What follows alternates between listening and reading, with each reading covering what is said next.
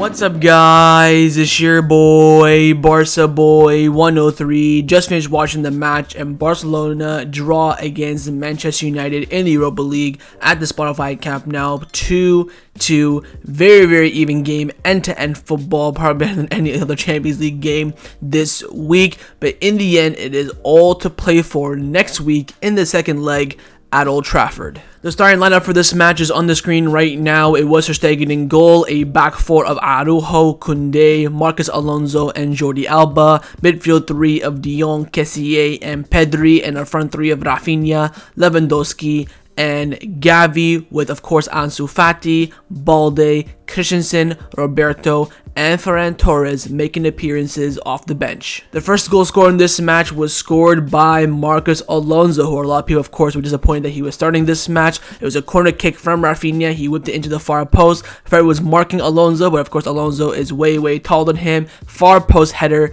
heads it down near post, beats De Gea, and gets the first goal in this match. He pointed right at the sky, of course, because his father did pass away a few days ago, and he gave Barcelona the lead. The second goal for Barcelona and the final goal scored in this match was scored by Raphinha, and it was of course a very weird goal. Raphinha picked the ball on the right hand side. He saw Lewandowski run to the near post, whips in a cross, but both Varane and Lewandowski both missed the ball. De Gea doesn't see it, and it goes into the back of the net. You could say a very lucky goal for Barcelona, but a well-deserved goal for the club as well. So overall, the team performance rating on the night, I'm going to be giving it an average 6 out of 10. I tell you what, it was a roller coaster of a match.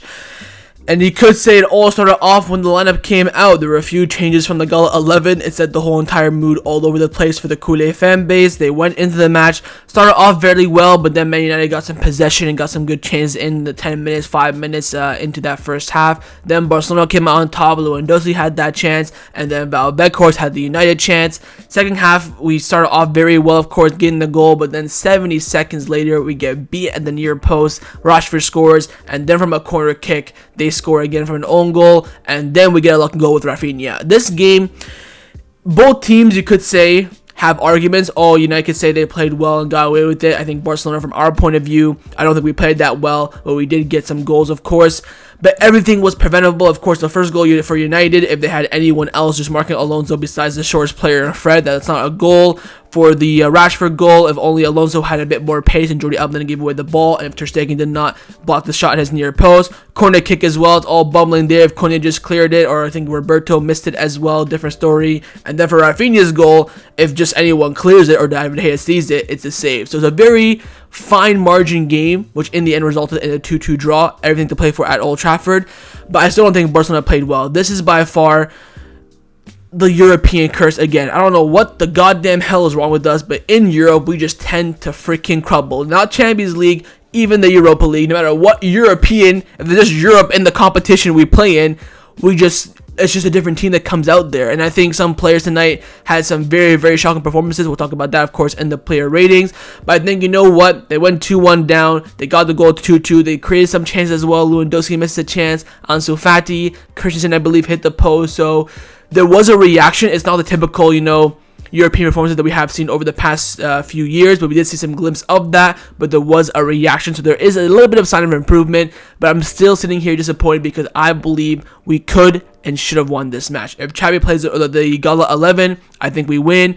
I think if other scenarios didn't go our way, I think we win, but I think United might be saying the same thing as well. So it's all about fine margin, but I still think on the pitch, the players did not perform to the level that we've seen over the past few weeks in La Liga, and also, of course, against Madrid in the Spanish Super Cup final.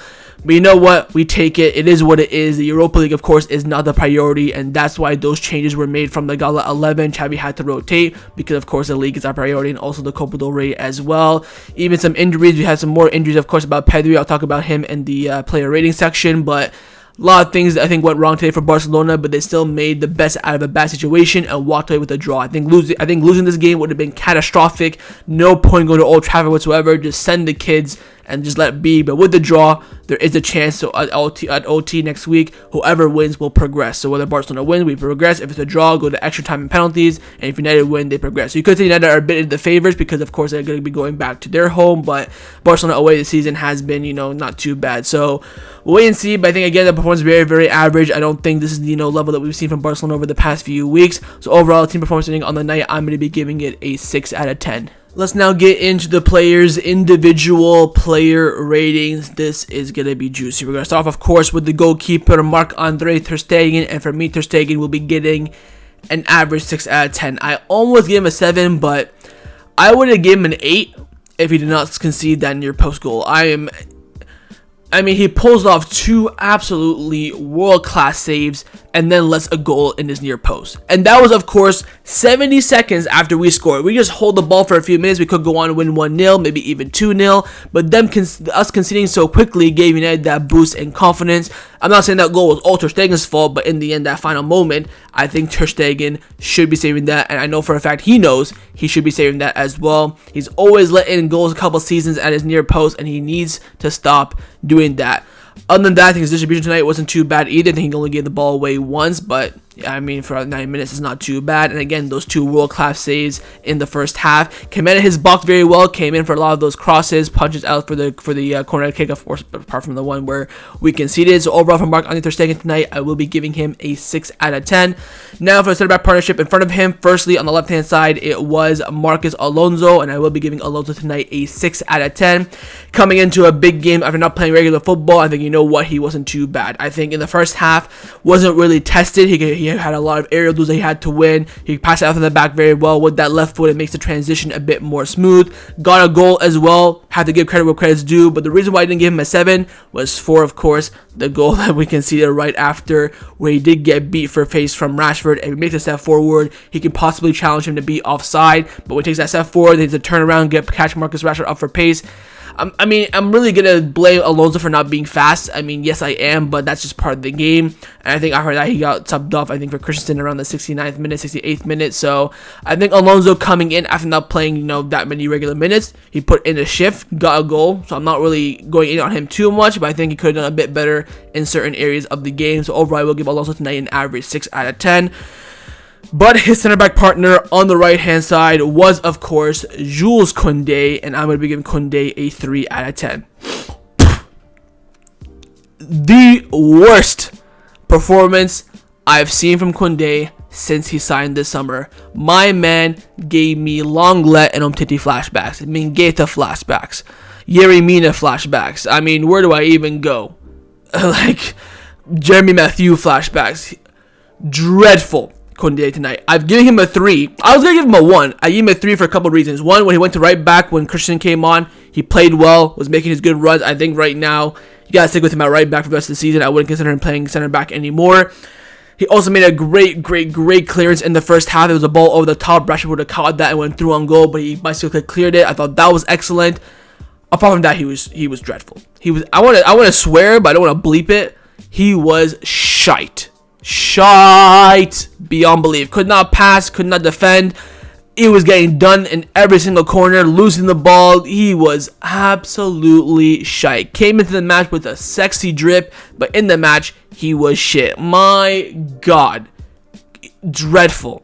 But hopefully this is going to be the only bad performance of the season, and we of course I've been giving a lot of Kounde praise over the past few months. One of the best defenders in the world in my opinion, but tonight easily top 3 worst defenders in the world. I think Harry Maguire against Leeds over the past weekend played better than Kounde did play tonight. He was dreadful, and tonight he'll be getting a 3 out of 10 from me. Into the fullbacks now. Firstly, Ronald Araujo at right back and also played center back for the last 20 minutes. I'm going to give Araujo tonight a 7 out of 10. Thought he defended very well. Had that sexy little skill move in the first half as well. Made a few runs.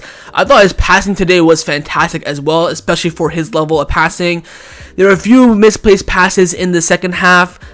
He didn't really have with Araujo, the reason why we give him a lot of high numbers, well, the reason I give him a lot of high numbers over the past few weeks, that we've seen him a lot in 1v1 defending, and he does really well. We see him actually, make those tackles, make those important clearances. Today, there wasn't much of that because he wasn't in those positions, because it was, of course, Kounde and Marcus Alonso. I think we went to right back as well. We look way more, when we went to back to center back, we look way more comfortable as well.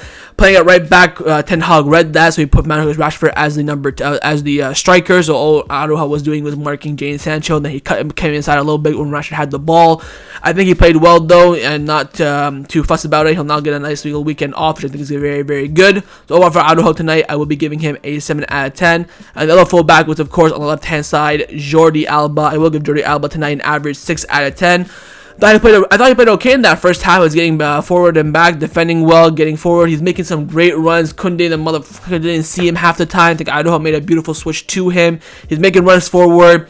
The crossing was always blocked tonight. And I think in any of those crosses go to, either Xavi, Lewandowski, Pedri at the time when he was on the pitch, Raphinha, there's a chance there. There's a goal scoring opportunity. But all his crosses tonight just failed to beat the final man. I think that was the main issue for him tonight. But overall, I think after that he was average, so I will be giving him a 6 out of 10. Into the midfield now. Firstly, Frankie de Jong in the pivot position. I'm going to give Frankie tonight a 7 out of 10. I thought he played very, very well. Lost the ball a little bit in the second half. He gave away some sloppy passes, but I feel like in the first half he played very well. Controlled the game, controlled the tempo, was making great runs into the final third, picking up a lot of rebounds as well, second balls, pressed very well. I think this was a very, very solid Frankie de Jong performance tonight. I think again, when you're playing with 4 different midfielders in the game, you play with Kessie, you play with Gabi, you play with Pedri, Roberto. They're all just chopping and changing, so that's always difficult, especially for a pivot as well. But I thought he did put in a good shift tonight, and I will be giving him a 7 out of 10. Now, on the right-hand side of the midfield, it was, of course, Franck Kessie, and I will give Kessie tonight an average 6 out of 10. Even borderline about to give him a 5 as well. You could say 5.5, 5.75.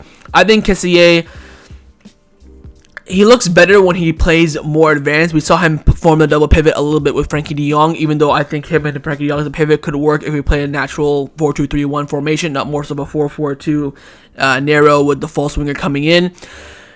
With Kessie tonight, I felt like United were pressing him and he was stumbling a lot, so that was him losing the ball quite a bit. I think his transitional play was very good. He's passing the ball very well, moving the ball forward, but I feel like those extra final passes in the final third, he was lacking quite a bit. And also when United were counterattacking, he lost the ball a lot when they were pressing him as well. So I don't think he was too fantastic, but not too poor as well. So I will give him overall Kessie tonight a 6 out of 10. And last but not least, the left-hand side of the interior, of course, it was Pedri, and I will give Pedri tonight a 6 out of 10. Only played about 40 minutes. He had some good passes. He made some good runs, some nice connection play with Raphinha and also Araujo down the right-hand side.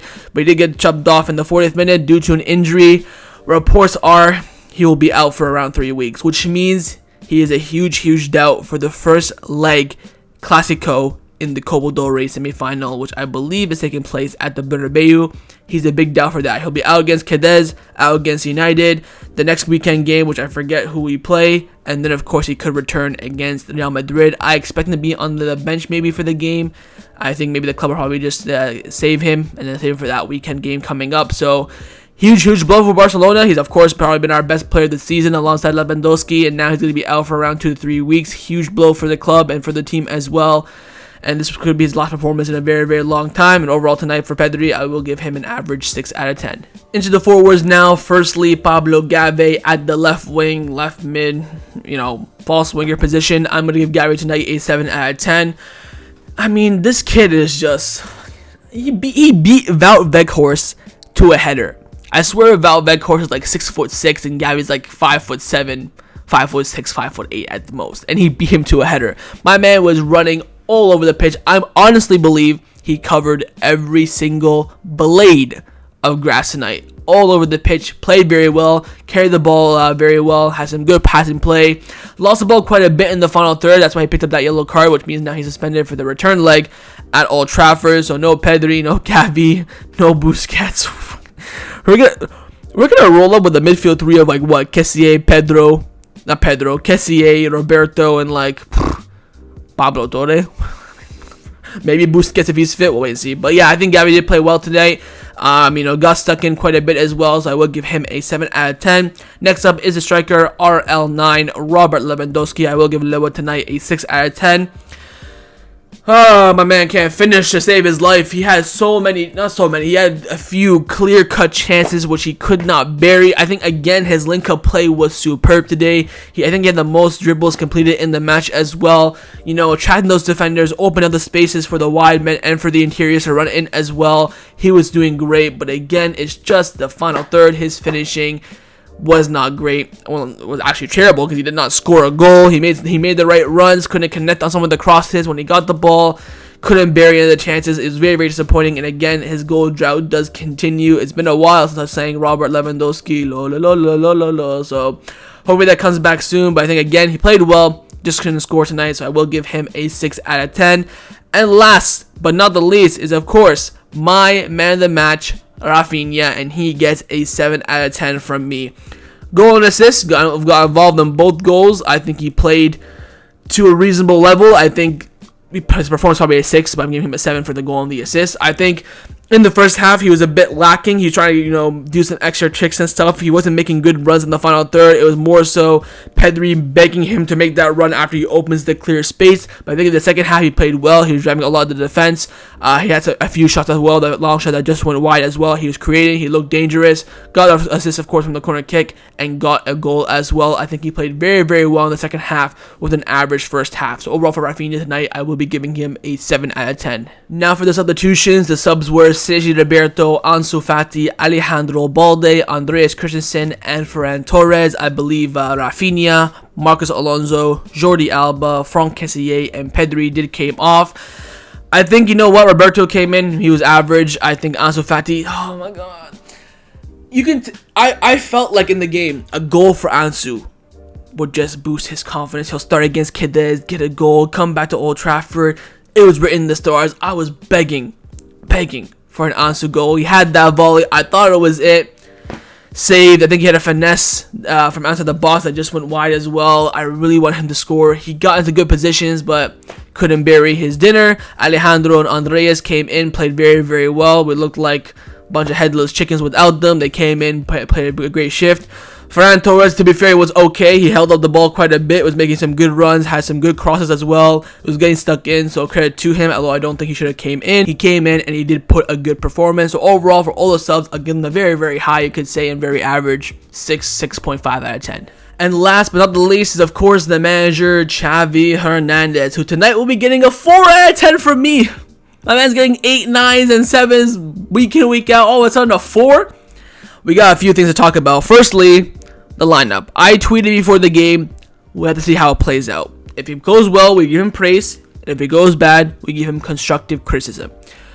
The Alonso one didn't work out badly because he scored. Jordi Alba, I think, played well. But the problem is the back had unity, chemistry.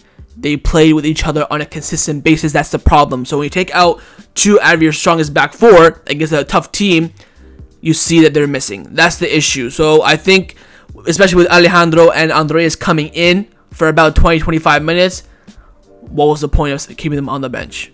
That's number one.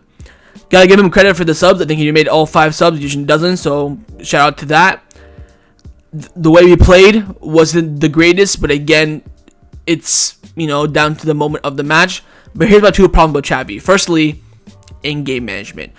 When he realizes a mistake, he takes a long time to adapt. If in the first half, all he did, if he just switched Kounde and Araujo, I think we would have played much better. I think Kounde being natural in that right back position. Of course, if Rashford was there down the left, we can keep Araujo there. I understand that. But with Rashford playing centrally, what was the point of having Araujo at right back until the 70th minute? Those little things like that, where Xavi realizes those mistakes but sticks to it, hoping it benefits him, and then realizes it later when it's too late.